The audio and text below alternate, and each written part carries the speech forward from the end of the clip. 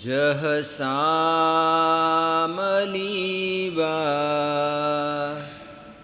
जंसीरतिं वेदयन्ती सुवर्णा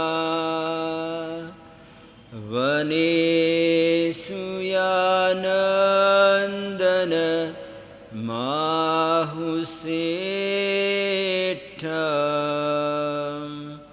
नानेन शीलेन यभूयिपन्ने थनियं वसद्दान् अनुत्तरे चन्दोवतारान् महानुभावे गन्धेषु चन्दनमाहुषेट्ठ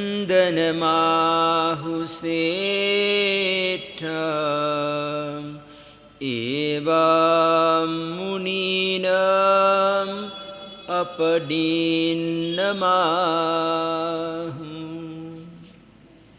श्रमण भगवान महावीर स्वामी के पंचम गणधर सुधर्मा स्वामी जी महाराजा जिनागम श्री सूत्रकृतांग में वीर स्तुति नामक अध्ययन में अपने आराध्य जन जन की श्रद्धा के केंद्र बिंदु ऐसे भगवान महावीर स्वामी का गुणगान करते हुए यहाँ पर जम्बू स्वामी को बता रहे हैं कि हे जम्बू, श्रमण भगवान महावीर स्वामी जैसे वृक्षों में सालमली का वृक्ष जगत प्रसिद्ध है, जहाँ सुवर्ण कुमार यानी कि भवनपति देव रमन क्रीड़ा करते हैं और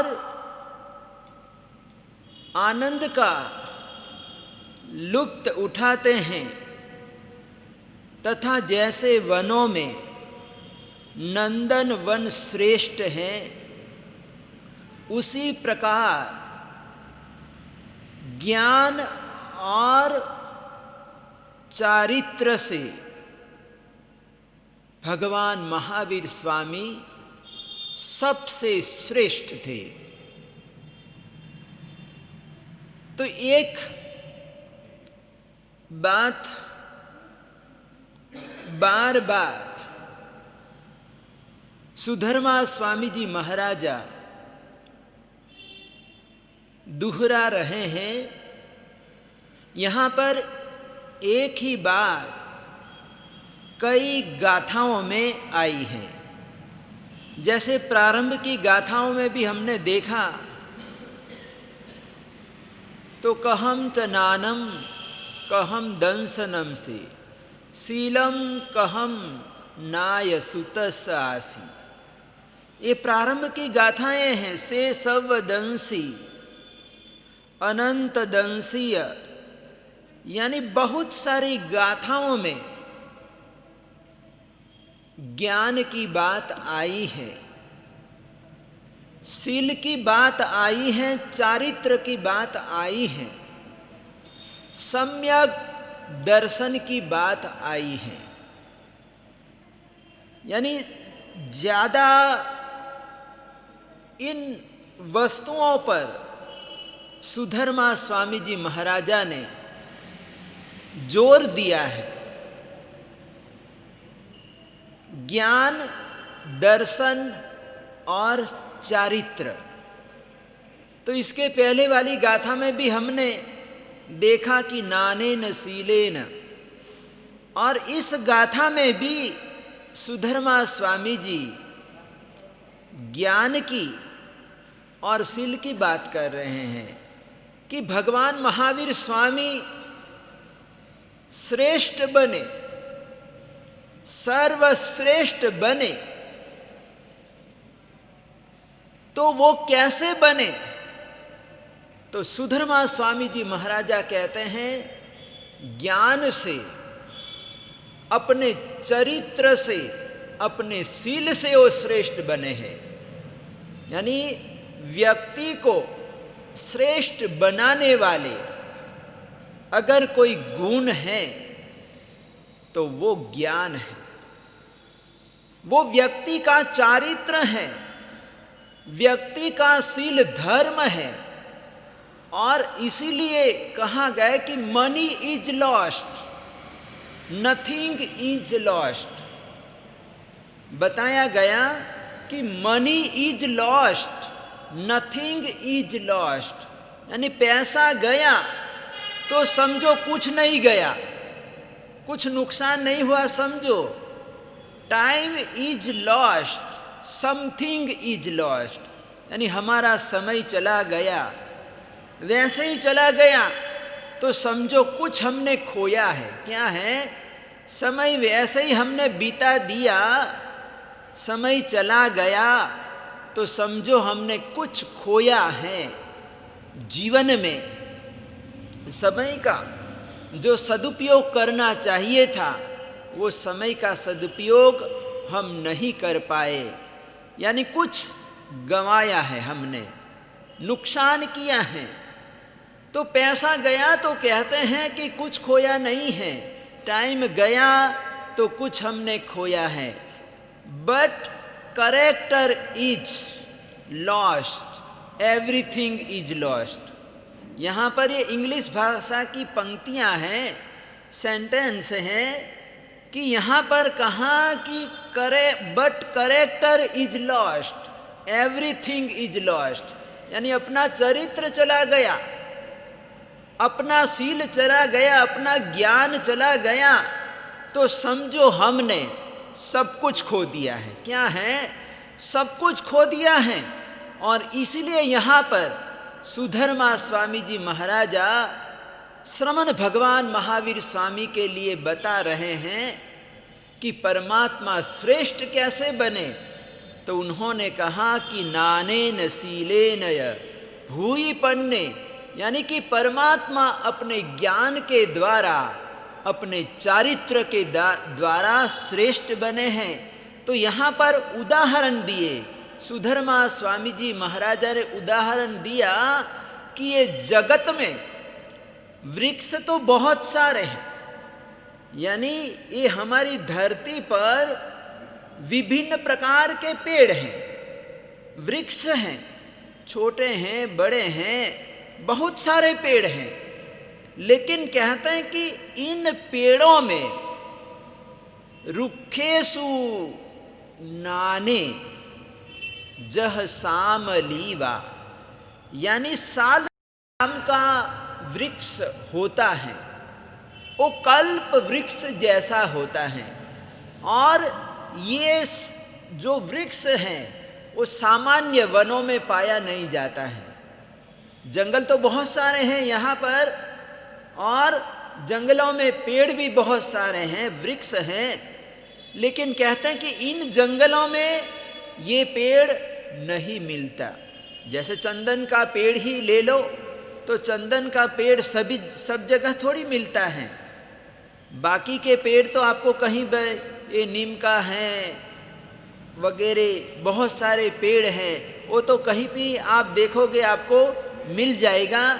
लेकिन ये चंदन के पेड़ हैं वगैरह, वो तो कहते हैं कि जहाँ पर होते हैं वहाँ पर ही होते हैं।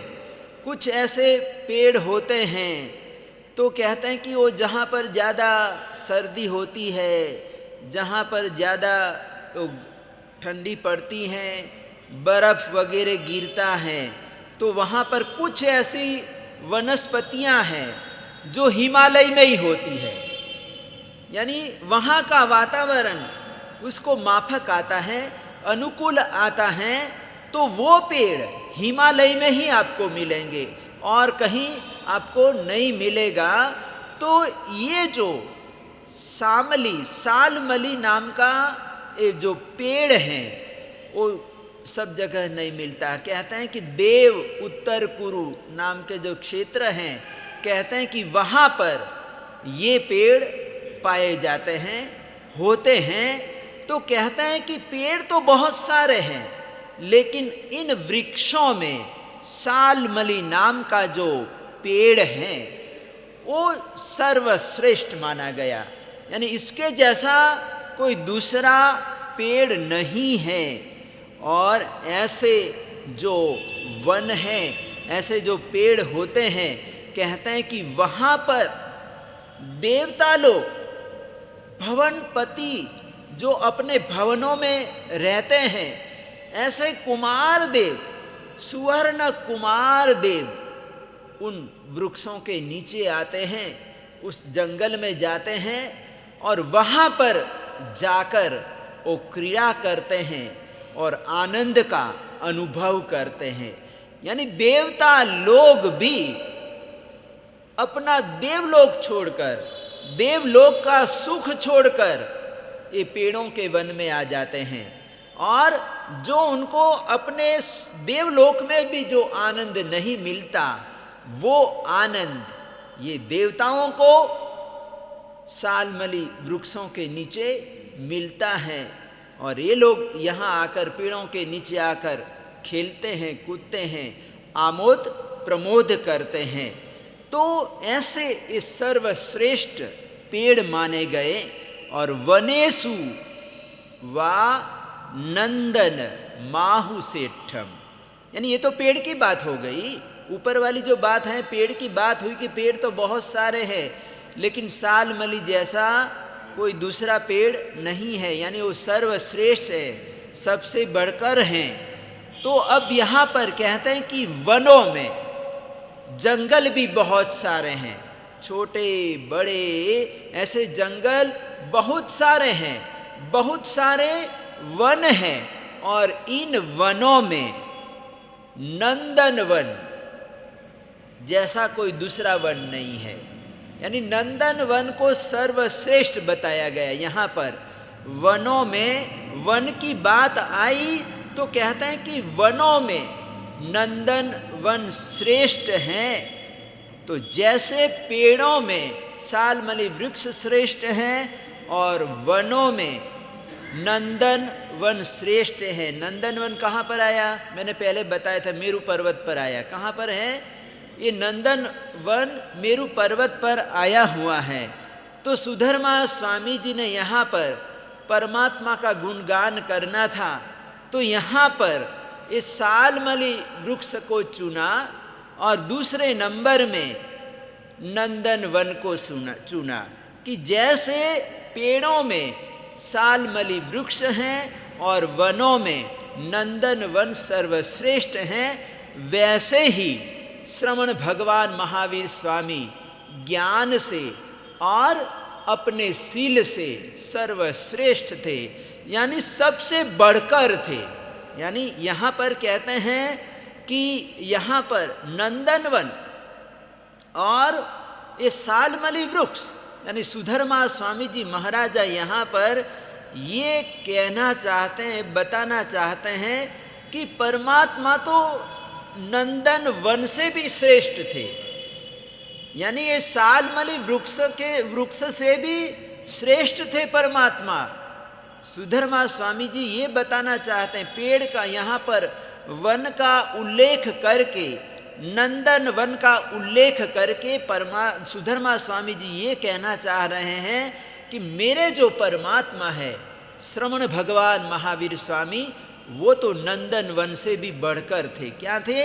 उनकी महिमा तो नंदन वन से भी बढ़कर थी, क्योंकि यहाँ पर बताया गया कि अप्पा काम दुहाधेनु अप्पा में नंदनम वनम। ये परमात्मा की पंक्तियां हैं। भगवान महावीर स्वामी ने कहा कि कामधेनु गाय, यानी कामधेनु गाय कहते हैं कि जिसके पास है उसके सारी मनोकामनाएं परिपूर्ण हो जाती हैं। वो गाय सब कुछ उसका काम कर देती है जिसके पास कामधेनु है। तो यहाँ पर परमात्मा ने कहा कि अप्पा काम दुहाधेनु, यानी कि अपने लिए अपनी आत्मा ही कामधेनु है। क्या है? परमात्मा ने क्या बताया कि आत्मा ही कामधेनु है। अप्पा में नंदनम वनम, यानी आत्मा ही नंदनवन है। परमात्मा ने क्या बताया कि आत्मा ही नंदनवन है, यानी हमारी जो आत्मा है, स्वयं की आत्मा है, वो नंदनवन से भी बढ़कर है। यानी जितनी नंदनवन की महिमा है उससे भी कहीं बढ़कर हमारे आत्मा की महिमा है। यानी सुधर्मा स्वामी जी महाराजा ने कहा कि मेरे परमात्मा नंदन वन से भी बढ़कर हैं और ये सालमली वृक्ष से भी बढ़कर हैं, यानी सर्वश्रेष्ठ हैं। तो ऐसे परमात्मा के लिए सुधर्मा स्वामी जी आगे बढ़ते हुए एक गाथा और कह रहे हैं। मैंने दोनों गाथाओं को साथ में ले लिया है। तो आगे की गाथा में सुधर्मा स्वामी जी महाराजा फरमा रहे हैं, थनियम्ब सद्नान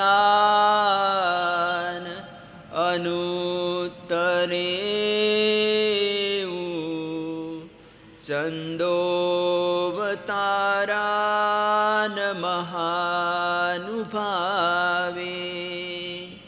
गंधेषु चंदन माहुसेठ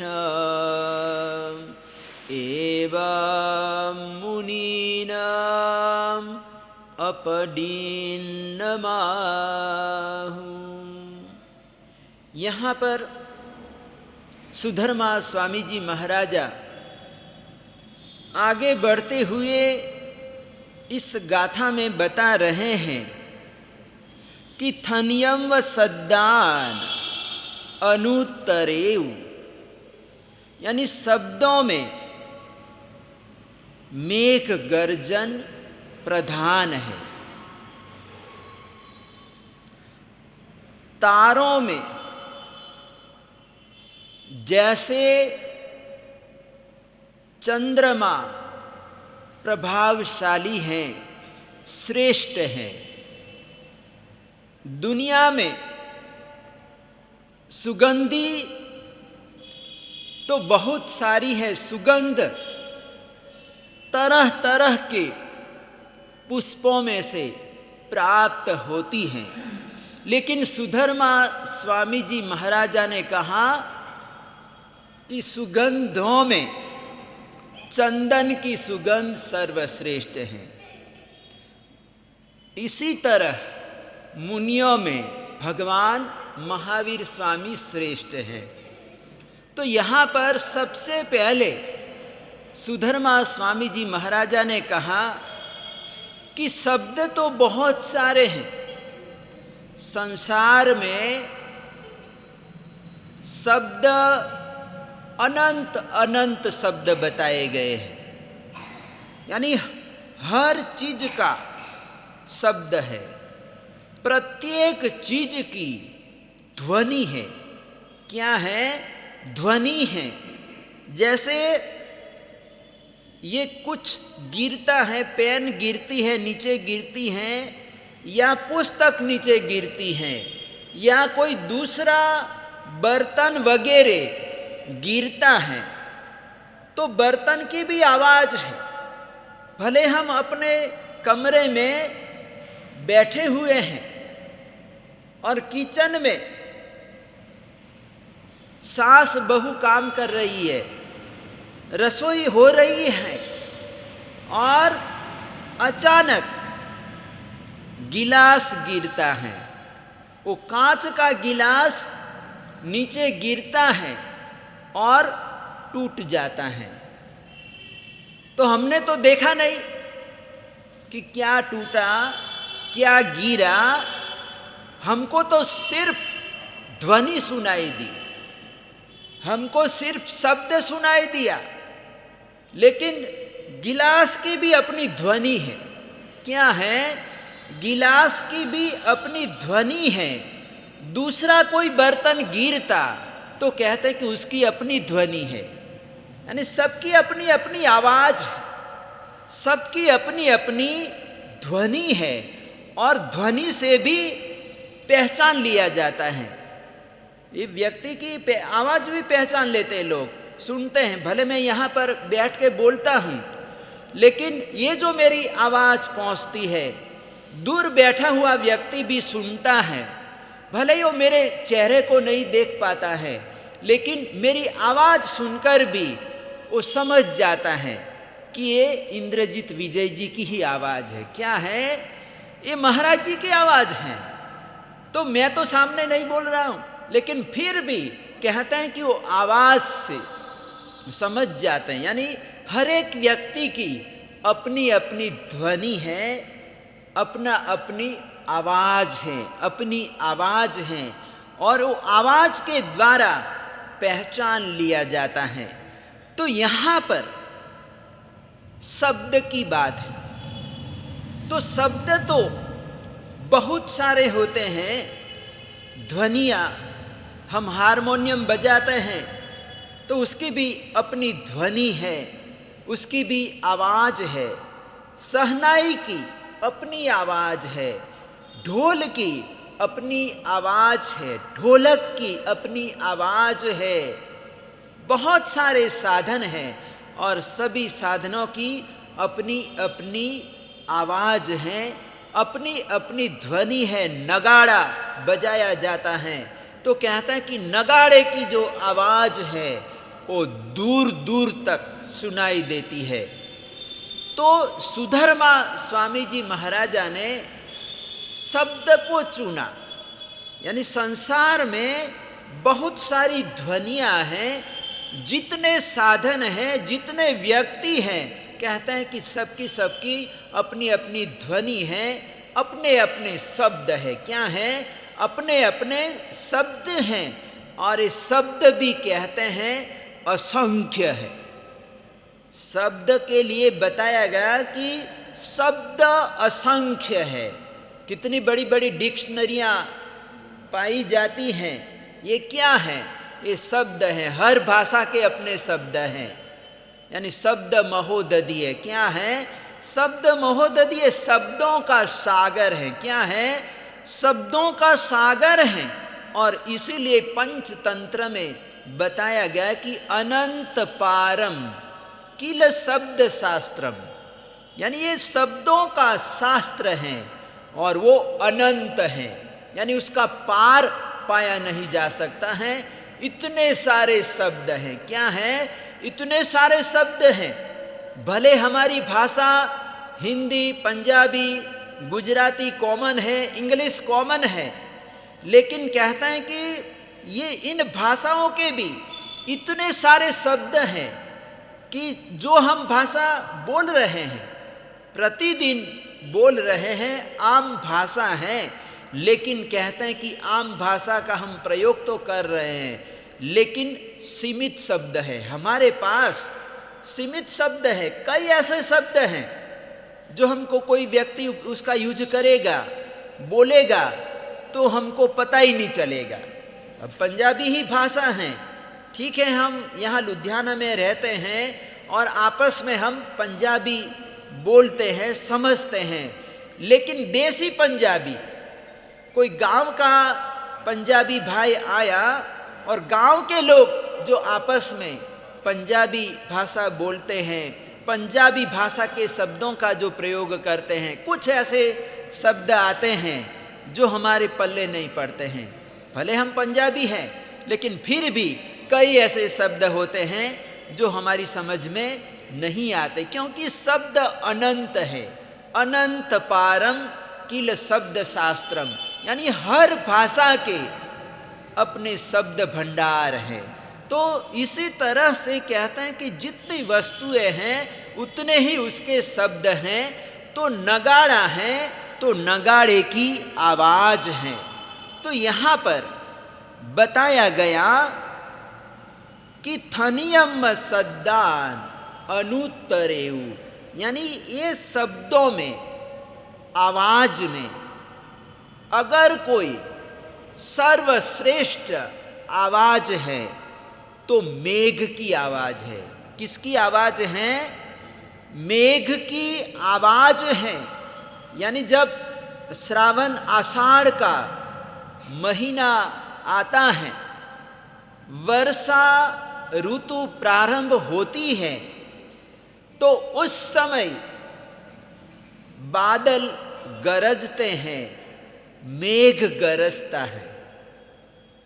और इसीलिए कवि कालिदास ने मेघदूत काव्य में लिखा कि आस्य प्रथम दिवसे मेघ माश्लिष्ट सानु, यानी आषाढ़ का जो मेघ है वो ऐसा गरजता है कि उसका जो आवाज है कहते हैं कि घोर होता है।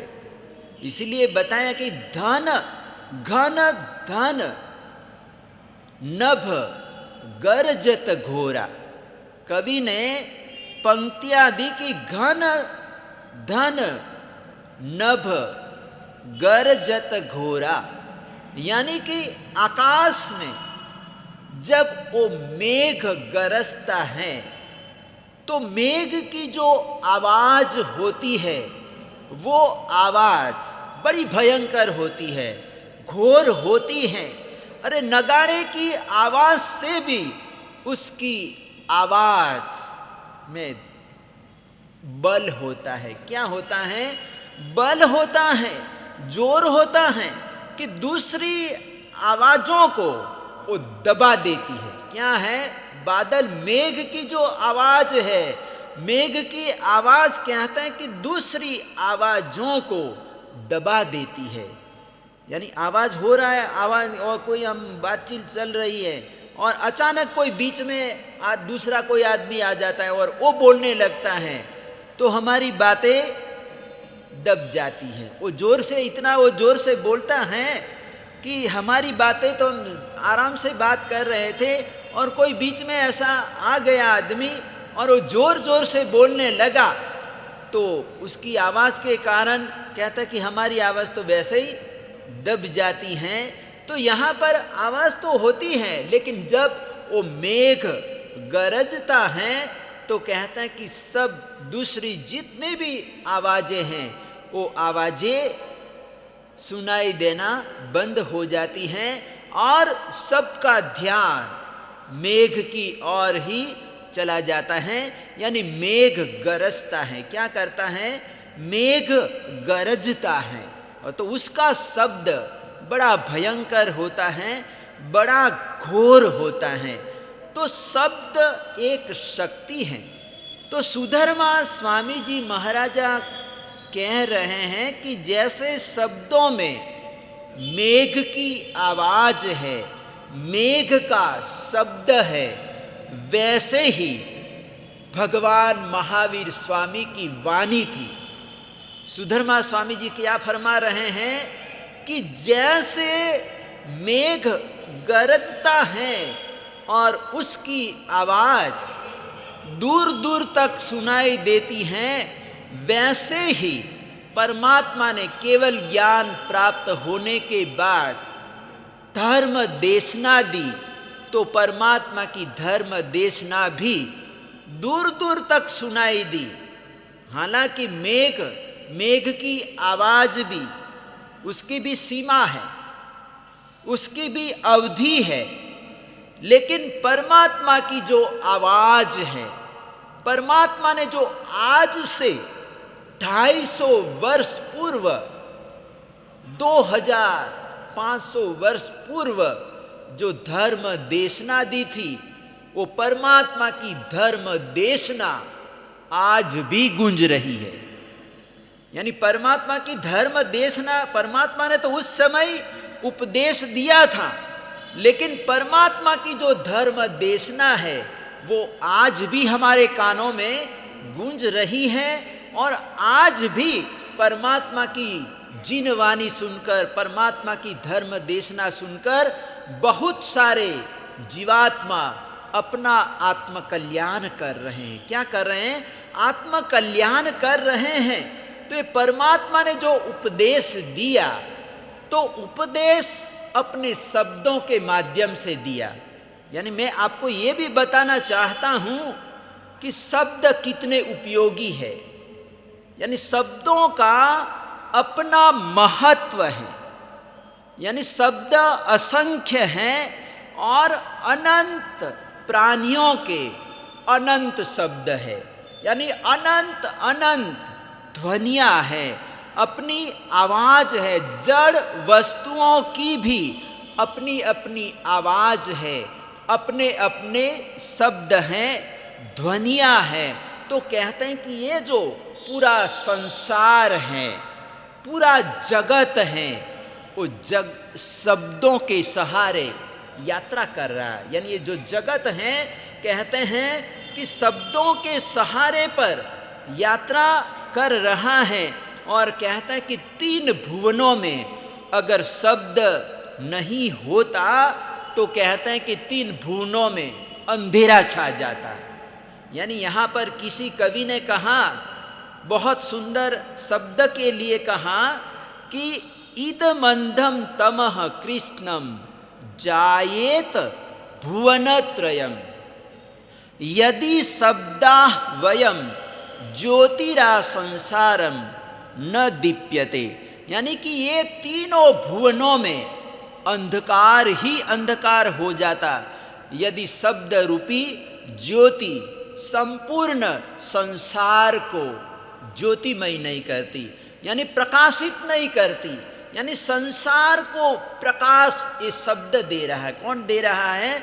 शब्द शक्ति दे रही हैं। और इसीलिए शब्द का अपना महत्व है, शब्द का बड़ा महत्व है। यानी व्यक्ति के साथ, यानी एक दूसरे के साथ संबंध जोड़ने का काम शब्द करता है। कौन करता है?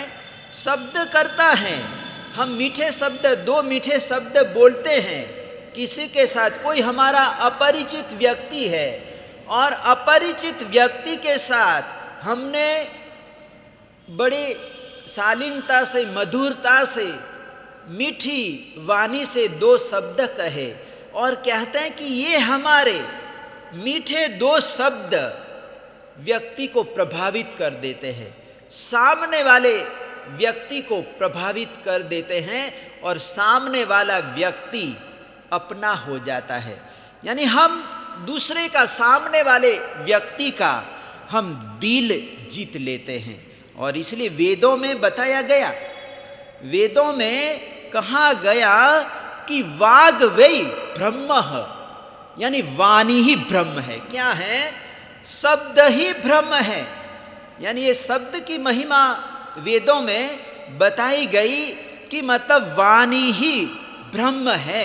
तो ये संपूर्ण जगत शब्दों से चल रहा है। कई लोग ऐसा भी कहते हैं कि शब्दों से क्या होता है? शब्द जड़ है। क्या है? ऐसा भी लोग बोलते हैं कि ये शास्त्रों में सब लिखा हुआ है, आगमों में सब लिखा हुआ है। तो ये क्या है? लिखा हुआ सब शब्द ही है न। आखिर हम पढ़ेंगे, जैसे ये लिखा हुआ शब्द ही है न। ये क्या है? अक्षर है। क्या है? ये सारे शब्द है। तो ये शब्द आखिर जड़ ही है। क्या है? शब्द आखिर जड़ ही है।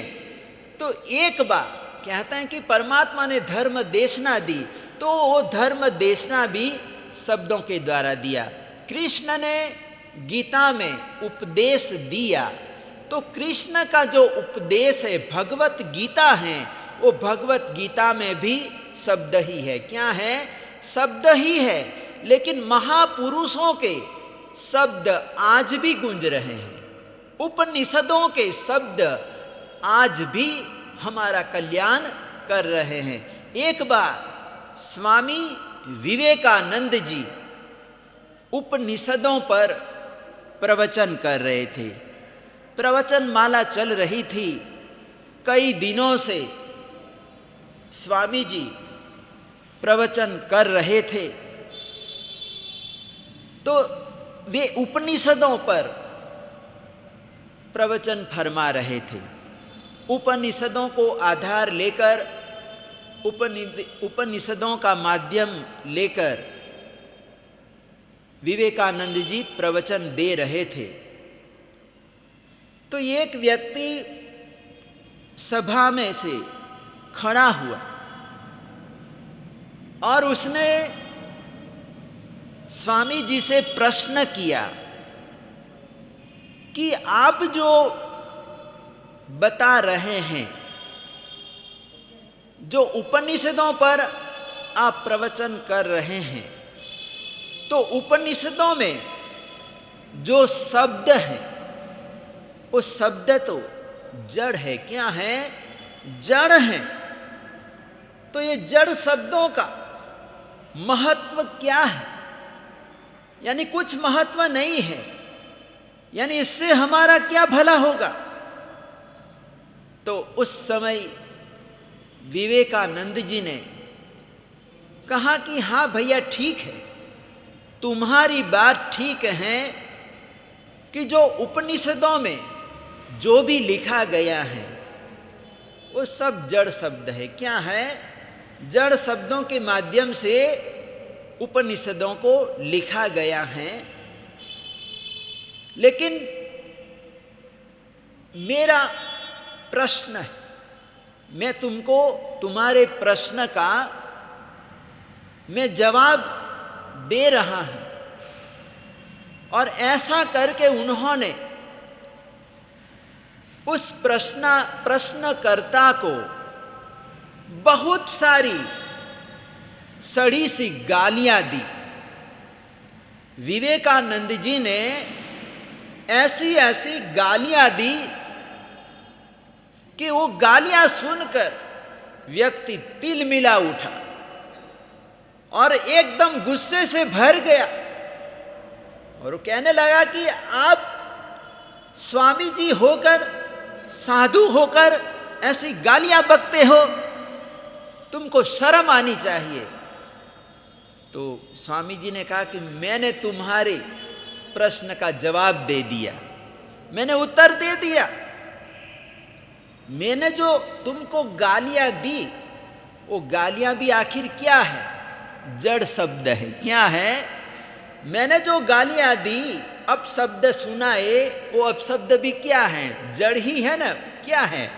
तो कोई अच्छे शब्द सुनेगा, शास्त्रों के, उपनिषदों के, जिन वाणी के, जिनागमों के शब्द सुनेगा, तो उसका भला होगा कि नहीं होगा? हाँ, उसको अपना कल्याण करेगा या नहीं करेगा? जरूर करेगा। जैसे बुरे शब्द सुनकर व्यक्ति गुस्से से भर जाता है, तो अच्छे शब्द सुनकर, शास्त्र आगमों के शब्द सुनकर वो करुणाशील, क्षमाशील नहीं बनेगा क्या? यानी ये उपदेश, यानी ये जड़ शब्दों के द्वारा ही उपदेश दिया जाता है। लेकिन उपदेश सुनकर पापी भी रास्ते पर आ जाता है, अधर्मी भी धर्मी बन जाता है, धर्म के मार्ग पर आ जाता है। तो ये शब्दों का माध्यम है, शब्दों की करामत है। और यहाँ पर तो कहता है कि परमात्मा के पास, भगवान महावीर स्वामी के पास कैसे कैसे लोग आए। अरे चंड कौशिक का उद्धार कर दिया परमात्मा ने, चंड कौशिक का भी उद्धार कर दिया। यानी बूझ बूझ चंड कोशिया बूझ, ऐसा परमात्मा बोले। तो परमात्मा ने ये जो बोले, ये परमात्मा की वाणी में क्या है? शब्द है। क्या है? शब्द का उपयोग किया। तो इस प्रकार से ये शब्दों की महिमा है। तो सुधर्मा स्वामी जी महाराजा ने कहा कि शब्द अपने आप में महत्व रखते हैं, शब्दों का अपनी अपनी जगह पर महत्व है। तो ये बादल गरजता है, तो बादल गरजता, चौमासे में गरजता है और सभी ध्वनियों को वो दबा देता है। तो जैसे बादल, मेघ दूसरी ध्वनियों को दबा देता है, वैसे ही जब परमात्मा ने धर्मोपदेश दिया, परमात्मा ने जब धर्म देशना दी, तो कहते हैं कि दूसरी जो ध्वनियाँ थी, छोटे मोटे जो धर्माचार्य थे, उनकी जो आवाज़ थी वो आवाज़ दब गई और परमात्मा की वाणी सुनने के लिए लोग उमड़ पड़े और नीचे ऊपर से कहते कि देवता भी नीचे आए और 12 पार्षदों के बीच में विराजमान होकर परमात्मा ने सभी के आत्मकल्याण के लिए धर्म देशना दी, उपदेश दिया। तो आगे सुधर्मा स्वामी जी विशेषता बताएंगे कि तारान व चंदन माहु, यानी तारों में चंद्रमा श्रेष्ठ है। तो ये तारों में चंद्रमा किस प्रकार से श्रेष्ठ हैं और सुगंधों में चंदन की सुगंध किस तरह से सर्वश्रेष्ठ है, उसके बारे में हम आगे देखें।